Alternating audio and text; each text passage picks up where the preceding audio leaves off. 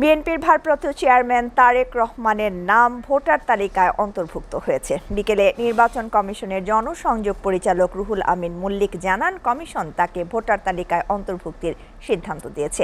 এদিকে বিএনপির একটি প্রতিনিধি দল প্রধান নির্বাচন কমিশনারের সাথে সাক্ষাৎ করে নির্বাচনে এআই ভিত্তিক অপপ্রচারের বিরুদ্ধে কঠোর ব্যবস্থা গ্রহণের দাবি তুলেছেন। দলের স্থায়ী কমিটির সদস্য নজরুল ইসলাম খান বলেছেন, জোটের বিষয়টি দলীয় সিদ্ধান্ত হলেও জামায়াতের সঙ্গে এনসিপির দলীয় আদর্শ যায় না। ফারহানা জামানের প্রতিবেদন। 17 বছর পর দেশে ফিরে ভোটার তালিকায় নাম তুলতে ও জাতীয় পরিচয়পত্রে নিবন্ধনের জন্য শনিবার দুপুরে আগারগাঁওয়ে নির্বাচন প্রশিক্ষণ ইনস্টিটিউটে যান বিএনপির ভারপ্রাপ্ত চেয়ারম্যান তারেক রহমান। তিনি সেখানে আঙ্গুলের ছাপ, চোখের আইরিশের প্রতিচ্ছবি ও বায়োমেট্রিকের তথ্য দেন। রোববার তারেক রহমানের নাম ভোটার তালিকায় অন্তর্ভুক্তির বিষয়টি নির্বাচন কমিশন অনুমোদন দেয়।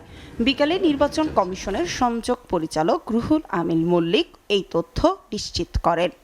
তিনি জানান, তারেক রহমান ও তার মেয়ে জাইমা রহমান ঢাকা উত্তর সিটি কর্পোরেশনের 19 নম্বর ওয়ার্ড গুলশান থানায় ভোটার হয়েছেন।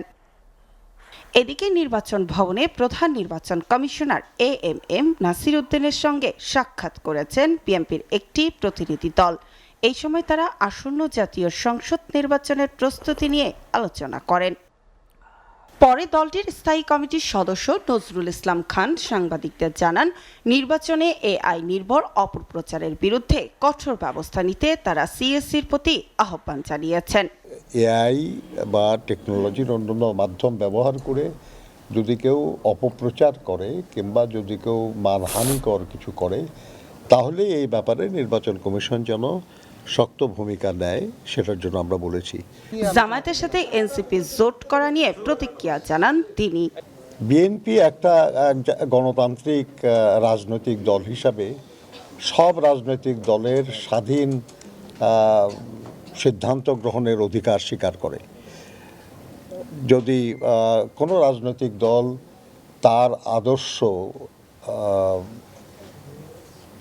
ঘোষিত আদর্শ, সেটা অনুযায়ী যদি অন্য কোনো রাজনৈতিক দলের সঙ্গে সম্পর্কিত হতে চায়, সে অধিকার তাদের আছে।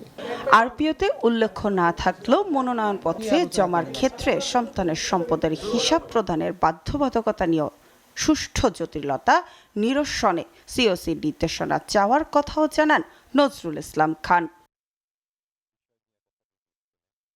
ফারহানা জামান, এসএটিভি, ঢাকা।